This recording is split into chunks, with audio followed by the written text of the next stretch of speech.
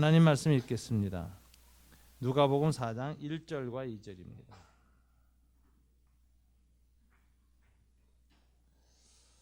우리 다 같이 짧은 기절이니까 함께 읽도록 하겠습니다. 누가복음 4장 1절과 2절 말씀입니다.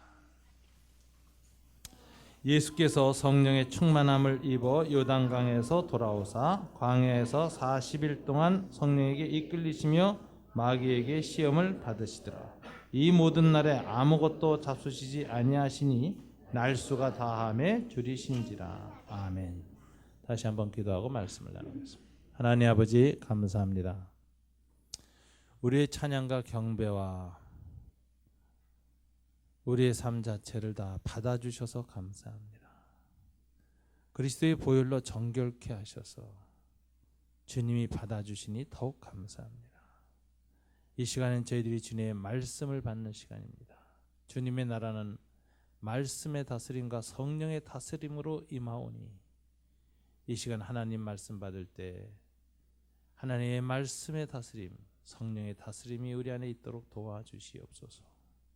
예수님 이름으로 기도드립니다. 아멘. 오늘 본문은 예수님이 이 시험 받으시는 장면입니다. 많은 그리스도인들이 여러 가지 이유로 신앙생활에 회의가 될 때가 있습니다. 또 하나님에 대해서 여러 가지 심각한 의문에 휩싸일 때도 자주 있습니다. 정말 하나님은 계신가? 하나님이 계시다면 왜 이런 일이 일어났을까? 그리고 나에 대한 하나님의 뜻을 난 정말 도저히 알 수가 없다. 등등 많은 의혹과 회의에 빠지면서 신앙의 열정을 상실할 때가 많습니다. 이런 상태를 우리 그리스도인들은 종종 상투적인 표현으로 뭐라고 하죠? 시험에 들었다. 이런 표현을 합니다. 오늘 본문을 보면 예수님께서도 종종 시험에 빠지는 우리들처럼 시험에 직면하신 것을 볼 수가 있습니다. 이 예수님의 이 시험을 우리가 한번 잘 오늘 본문을 통해서 살펴보면은 우리들이 자주 부닥치게 되는 삶의 위기들, 신앙의 시험들에 대해서 아주 많은 것을 배울 수 있고 힘과 위로를 얻을 수가 있습니다. 제일 먼저 시험은 언제 오는가? 오늘 본문을 보면 예수께서 성령의 충만함을 입어 요단강에서 돌아오사 광야에서 40일 동안 성령에게 이끌리시며 시험을 받았다. 1절에 이렇게 되어 있습니다. 많은 분들이 시험 당할 때 이제 이런 생각해요. 요즘 기도를 좀 소홀히 했더니 시험이 찾아왔구나. 그죠? 큐티를 빼먹고 살았더니 시험이 다가오는구나. 또 어떤 분들은 주일 예배 자주 빼먹었더니 시험이 왔다. 이렇게 생각하는데 여러분들이 신앙이 약해졌을 때 시험이 찾아온다고 생각하고 또 여러분들은 시험 당할 때 항상 내 신앙의 내면의 문제점을 점검해 보고도 하십니다. 당연히 그럴 수밖에 없습니다. 그러나 오늘 본문을 보면 놀라운 장면이 나옵니다.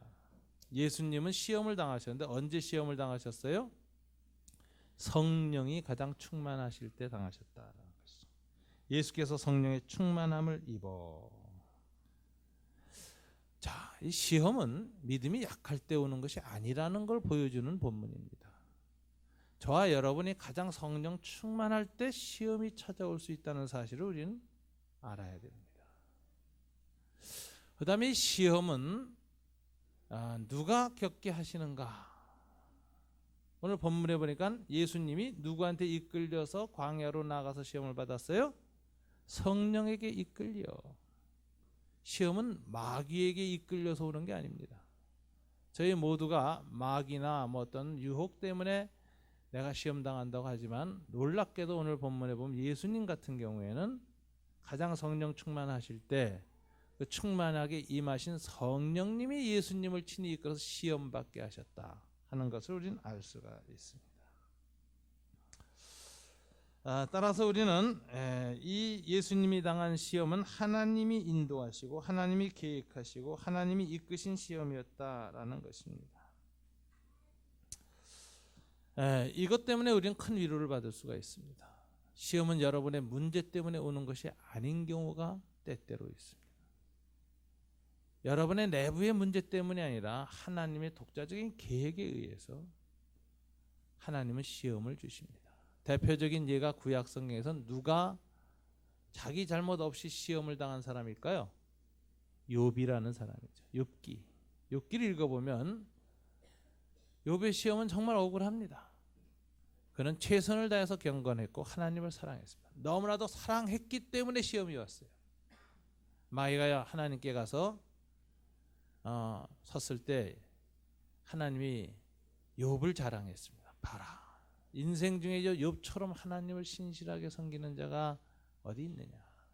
마귀는 인간이 그렇게 하나님을 섬길 수 있다는 걸 믿지를 못했어요. 그래서 마귀는 말합니다. 하나님 잘해줬으니까 저렇게 잘 섬기죠. 고난을 줘보세요. 하나님 욕할 겁니다. 그러자 하나님께서 너무나도 잘 믿은 욥을 마귀에게 시험을 할 수 있도록 허락을 합니다. 그래가지고 온갖 고난, 정말 필설로 형용할 수 없는 고난에 들어가기 시작합니다. 여기서 욥의 고난, 욥의 시험은 자신의 내부의 문제 때문에 오지 않았다는 걸 우리에게 보여줍니다. 여기서 애매한 고난, 죄 없는 고난, 인생이 불가사이죠. 우리 인생 중에 모든 고난과 아픔이 꼭 어떤 원인이 있어서 오지 않는다는 걸 깨닫게 됩니다. 원인 없이 당하는 고난이 너무 많고 원인 없이 당하는 아픔이 너무 많습니다. 이걸 주님이 인정하시는 거예요. 이 욥과 같은 고난을 당한 사람이 인류 역사에 또 한 사람이 있습니다. 누구죠? 예수님. 예수님은 자기 내부의 원인에 의하지 않게 고난을 당하셨습니다. 그래서 욥의 고난은 단순한 모든 사람들의 고난을 대표하는 것이 아니라 이후에 올 애매한 고난을 당하는 사람, 죄 없이 고난을 당하는 그 한 사람을 미리 가리켜주는 예표적 고난입니다. 신학자들은 이걸 타이폴로지, 모형론이라 그래요. 그림자고 실체를 보여주는 것이다. 그래서 욥의 고난은 예수 그리스도의 고난의 모형입니다. 이 고난 모두가 고난이 이처럼 욥이나 예수님의 경우 우리 내면의 문제와 상관없이 온다는 사실을 알 때 우리는 위로받게 됩니다. 그렇지. 꼭 내 부족이나 내 잘못 때문만은 아니야. 내가 알 수 없는 어떤 이유로 고난은 불현듯 찾아올 수 있다. 그래서 고난에 관해서 조금 더 폭넓은 시각을 가지고 받아들여야 할 필요가 있습니다. 안 그러면요, 서로가 고난받는 사람을 위로하기는 정죄합니다. 너 틀림없이 무슨 데가 있어서 이런 일로 한 거야. 왜 자주 그럴까요? 우리는 누가 고난받으면 넌 틀림없이 남이 모르는 문제가 있어. 너만 아는. 고백해. 죄를 토해내. 이러잖아요. 이중고문이죠. 현실 어려운데 영혼 속에다가 또 들이대는 겁니다. 그 일을 잘한 사람들이 욥의 세 친구였어요. 예수님에 대해서 그런 자세를 보인 사람들이 누구냐면 바리새인들이었어요. 저와 여러분이 고난에 대한 편협적인 시각을 벗어날 때 바리새인처럼 되지 않습니다. 고난은 설명할 수 없는 신비가 있다. 이렇게 이해해야 돼요. 왜 이 고난이 왔는지 아무도 설명할 수도 없고 아무도 그 원인을 밝힐 수 없습니다. 그냥 묵묵히 함께 감당하고 함께 두려워하고 함께 불안하며 함께 믿음으로 넘어서야 합니다. 고난 자체는 우리 모두를 실존적인 믿음으로 불러들이는 하나님의 계획입니다. 함부로 해석하고 함부로 결론을 내리고 함부로 쉽게 정죄하지 마십시오. 남겨두십시오. 지금은 모릅니다. 시간이 지나면 알게 될 것입니다. 욥도 그랬고 예수님도 그랬고 왜 그분들이 고난당한지 아무도 몰랐어요. 설명할 수 없었어요. 그러나 시간이 지나니 알게 되었습니다. 저와 여러분의 고난 중에도 그런 부분이 있다는 걸 이해하시고 쉽게 결론 내리지 않는 믿음이 필요합니다. 두 번째는 시험에 이중성이 있다라는 것을 오늘 본문 속에서 봐야 합니다. 마귀에게 시험을 받으시더라. 자, 하나님이 시험하도록 이끄셨는데 시험 출제자는 누구냐? 마귀예요. 시험 공고를 내시고 시험 날짜를 정하신 분은 하나님이신데 출제자는 하나님이 아주 고약하게 마귀를 붙이셨어요.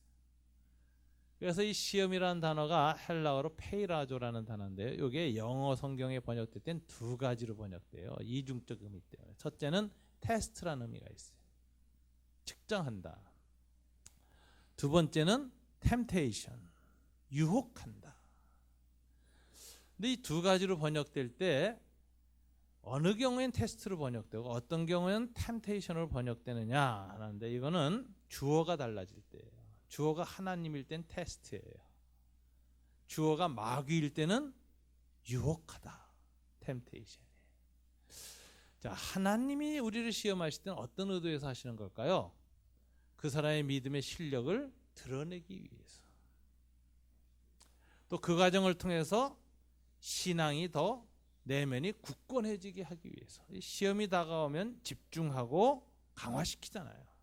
그렇게 됩니다. 그 다음에 그 시험을 그냥 그저 훈련과 실력 양성만 위해서 하시는 것이 아니라 하나님이 상 주시고 싶어서, 축복하고 싶어서, 그래서 축복을 준비해 놓고 시험을 허락하시는 겁니다. 그래서 하나님으로부터 시험이 올 때에는 우리가 힘들어하고 짜증낼 것이 아니라 기뻐해야 된다 하는 이야기를 야고보서 1장 2절에서 이렇게 야고보는 말합니다. 내 형제들아, 너희가 여러 가지 시험을 당하거든 온전히 기쁘게 여기라. 시험이 왔구나, 기쁘다 이러라는 거예요. 이는 너희 믿음의 시련이 인내를 만들어내는 줄 너희가 알미라. 이 시험이 오면 견뎌내야 돼. 믿음의 연단을 받아야 돼요. 근데 이것이 인내라는 것을 열매로 만든다는 거예요. 성령의 8가지 열매 중에 하나인 인내. 그 다음에 이 인내를 온전히 이루어내면, 견뎌내면 3, 4절에 보니까 인내를 온전히 이루라. 이는 너희로 온전하고 구비하여 조금도 부족함이 없게 하려 함이라. 하나님이 저와 여러분을 완성시키기 위해서 시험을 하시니 시험이 다가올 때 짜증내고 힘들어하지 말고 오히려 기뻐하라 하는 거예요. 여러분, 그 시험에 대한 준비가 된 사람, 마음의 준비가 된 사람은 우리 학생들을 보면 시험 날짜 오면 좋아합니다. 실력이 있는 애들. 야, 또 실력을 드러내고 또 인정도 받고 또 칭찬도 받고 좋다. 그래서 공부가 끝난 애들은 내일 시험 날짜가 빨리 오기를 기다려요. 밤새. 빨리 시험 쳤으면 좋겠다. 공부 안 한 애들은 이 시험 왜 안 나? 시험이라는 제도 누가 만들었어? 불평불만합니다. 그런데 이 시험의 목적을 제대로 알면은 기다릴 수 있고 그 후에 상급을 생각하면 마음이 뛰는 겁니다. 좋은 일이 있으니까. 하나님이 주어일 땐 테스트예요. 그것은 기쁘게 여기라. 그리고 이것은 축복과 연결된다는 사실에 대한 확신을 가지고 시험을 대하라는 것입니다. 두 번째 측면이 있죠. 이중성 중에 하나. 페이라조라는 단어가 템테이션으로 번역되는데 이때 마귀가 주어입니다. 하나님은 시험을 계획하시고 시험 출제대로 마귀를 보내시는데 이 마귀는 어떻게든지 우리가 시험에 떨어지게 하려고 출제하는 사람이에요. 하나의 축복을 받지 못하게 하려고, 하나님에 대해서 우리가 원망과 불신으로 들어가게 하려고 시험을 출제해요. 근데 마귀가 얼마나 지혜롭습니까? 마귀는 우리의 약점을 너무 잘 알아요. 내가 모르는 약점, 내 무의식까지도 들여다봐요. 저 사람은 어디를 건드리면 비명 지를지 아는 겁니다. 어렸을 때부터 어느 부분이 약한지 아는 거예요. 어느 부분을 쳐다만 보면 트라우마에 걸리는지 아는 거예요. 내부의 트라우마도 알고 있어요. 그뿐만 아니라 우리 내면에 무의식 속에 숨어있는 무서운 욕망, 욕구도 알아요. 어느 부분을 들이대면 훌떡 손 내밀고 시험에 걸려들지 잘 아는 사람이 마귀입니다. 마귀가 시험 출제자이기 때문에 이게 어려워요. 자, 오늘 예수님이 마귀의 시험을 어떻게 이겼는가? 인간적인 지혜나 이런 걸로 이길 수 없다는 걸 주님도 아셨습니다. 그래서 오늘 주님이 보시니까 40일 동안 금식하셨다 이렇게 되어 있어요. 시험은 40일이 지나고 나서 왔거든요. 그래서 40일 동안은 성령 충만하여 광야에서 금식으로 준비한 기간입니다. 금식과 기도 외에는 이런 유가 나가지 않느니라. 주님이 귀신을 쫓아내면서 제자들한테 한 말씀이죠. 금식과 기도 외에는 이런 유가 나가지 않는다. 기도는 하나님의 능력으로 마귀가 주시는 두려움, 공포 이걸 막아냅니다. 우리를 평안하게 합니다. 그 다음에 금식 기도는 특별히 우리의 욕망을 절제하는 힘을 줍니다. 금식을 통해서 우리는 욕망을 절제하는 훈련을 하는 것입니다. 공자님은 사람의 욕망에 가장 두 가지를 얘기를 했어요. 식욕과 성욕이라고 그랬어요. 이 중에 더 근원적인 욕망은 성욕보다는 식욕입니다. 금식을 해서 식욕이 사라지는 단계가 오면은 성적인 부분도 굉장히 사라집니다. 동시에 사라져요. 그리고 마음이 평안으로 들어가기 시작합니다. 이 욕망 절제 훈련으로는 금식이 아마 제일 좋은 것 같습니다. 그래서 이 무서운 이 욕망 절제 과정을 반복해서 겹친 사람들은 유혹에 빠져도 유혹에 쉽게 손을 내미지 않고 자기 욕망을 절제하는 힘을 갖지요. 그래서 불가나 도가에서 수행을 통해서 할 수 있는 일이 뭘까요? 욕망에 절제하는 거예요. 그래서 유혹에 빨리 안 넘어가는 거예요. 근데 문제는 수행은 유혹으로부터 나 자신을 지키는데 어느 정도 도움을 주지만 유혹 자체를 사라지게는 못한다는 거죠. 끊임없이 유혹은 오기 때문에 우리의 수행과 노력만은 가지고는 시험을 이길 수가 없습니다. 한계가 있어요. 그래서 필요한 것이 기도라는 것이죠. 하나님의 은혜를 구한다. 내 수행이나 내 의지나 내 노력, 도덕적인 의지 가지고는 조금 강한 사람은 더 많이 버티지만 마지막엔 결국 끝이 있다는 걸 알기 때문에 하나님의 도움을 구한다. 오늘 예수님은 죄가 없으신 분임에도 불구하고 40일 동안 성령의 도움을 받아서 충만한 상태에서야 비로소 마귀의 시험에 맞부딪힐 수 있었고 이길 수 있었습니다. 하물며 저와 여러분처럼 삶에 연약함이 있는 사람들은 우리의 인격과 우리의 도덕적 의지와 오랜 경험을 통해서 어느 정도는 버틸 거예요. 그러나 마지막은 똑같습니다. 그 마지막을 이겨나가는 힘이 뭐냐? 자기 한계를 돌파하는 힘, 그것을 은혜라고 부르는 것입니다. 하나님의 은총이라고 하는 것입니다.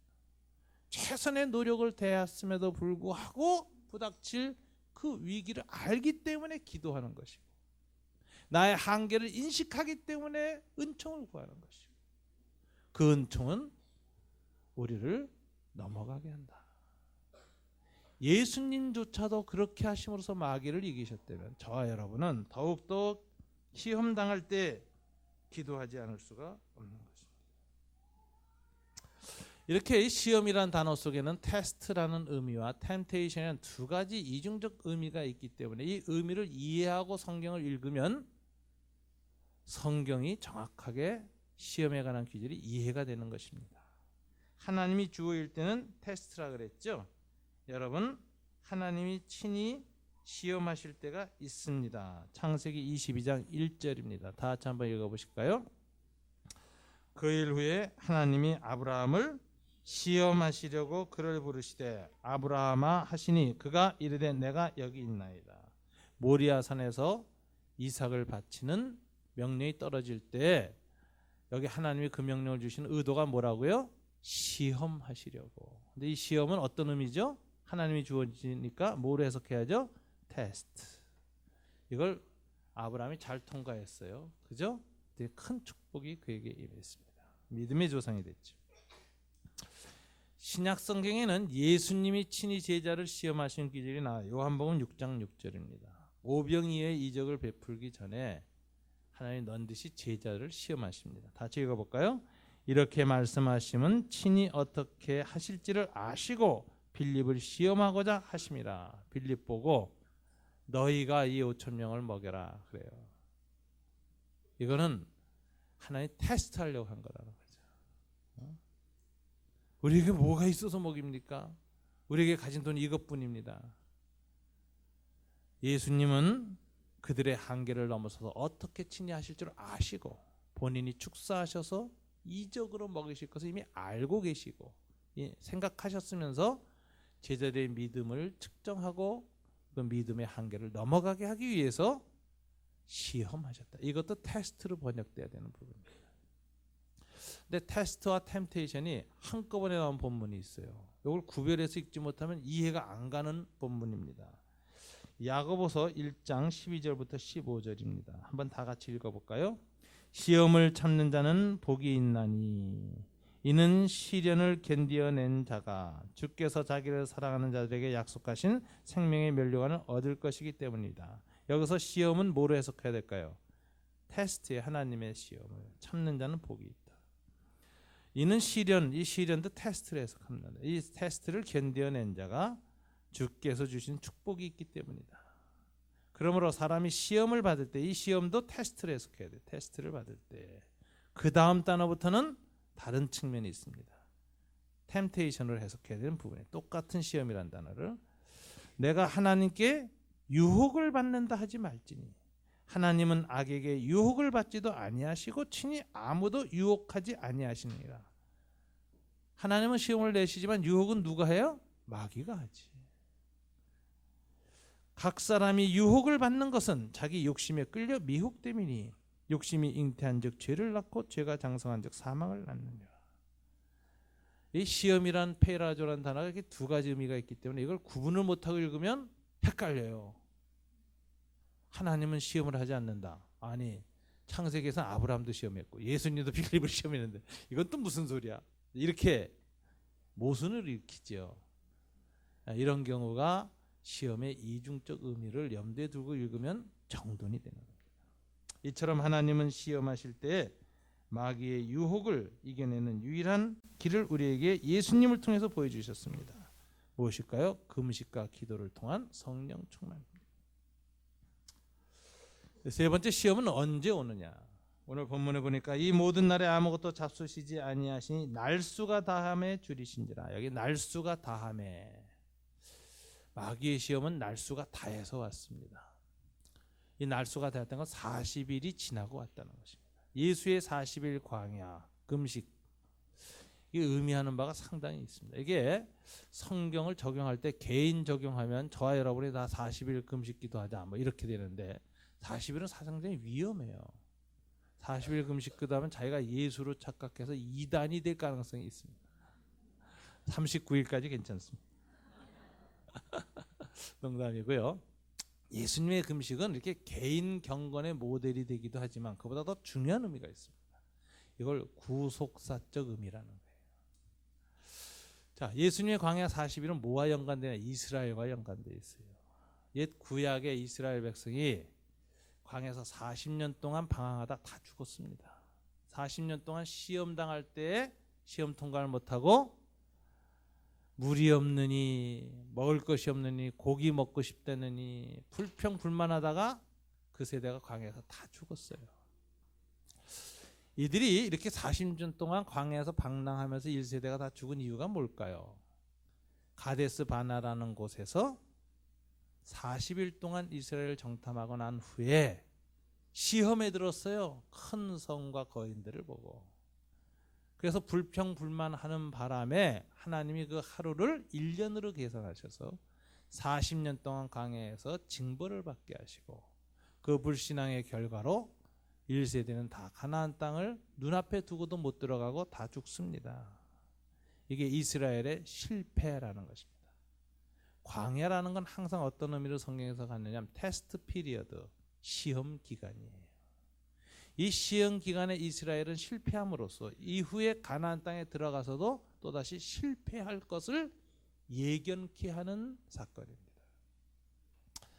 이스라엘이 가나안 땅에 들어가서 광야 이세가 들어가서 잘 살았어요. 그러나 이들이 곧바로 시험에 또 들었습니다. 먹고 사는 문제로 가나안 우상 숭배에 빠졌습니다. 농사의 신 바알과 아세라를 섬기기 시작했습니다. 풍요의 신에 미혹되기 시작했습니다. 하나님 선지자들을 보내서 계속해서 우상 숭배에서 벗어나고 풍요와 성장의 신, 추수의 신에게 절하지 말라. 그들이 주는 것이 아니다 라고 말해도 듣지 않았습니다. 그래서 마지막으로 온 선지자 중에 한 사람이 엘리야지요. 바알과 아세라와 전쟁을 하고 하나님의 전능하심을 드러냈습니다. 그런데도 믿지 않았어요.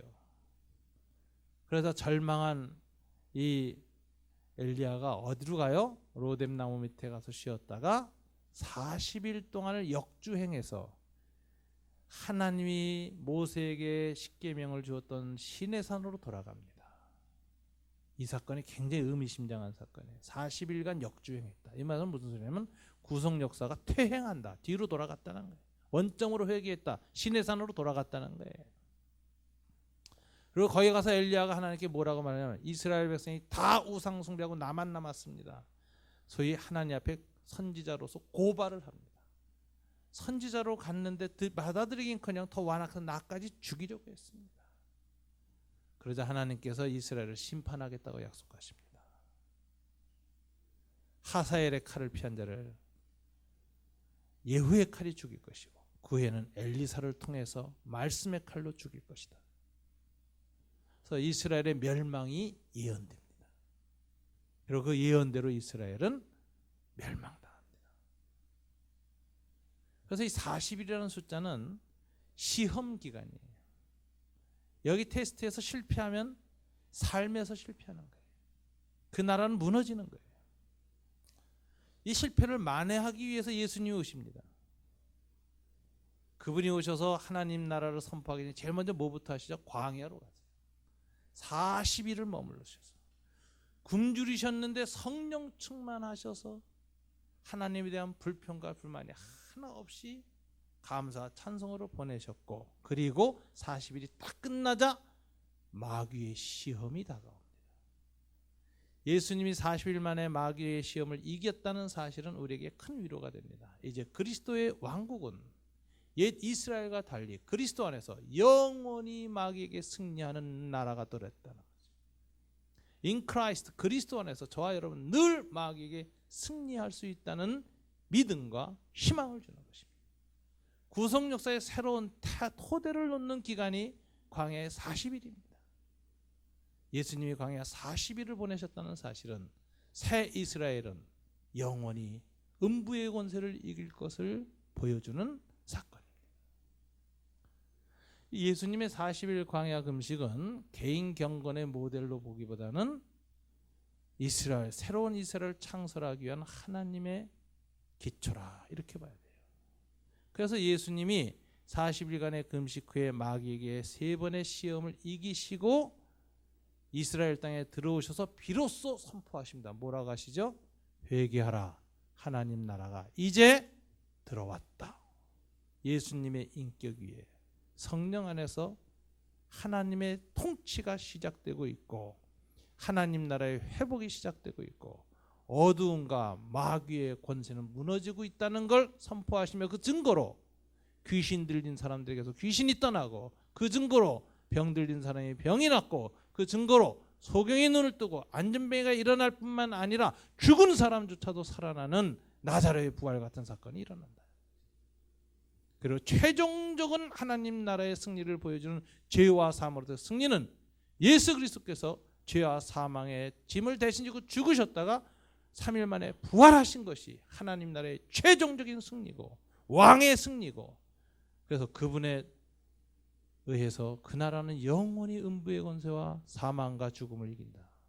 이 메시지가 복음의 핵심인 것입니다. 예수님의 40일 날수가 다하매라는 말은 바로 이런 뜻입니다.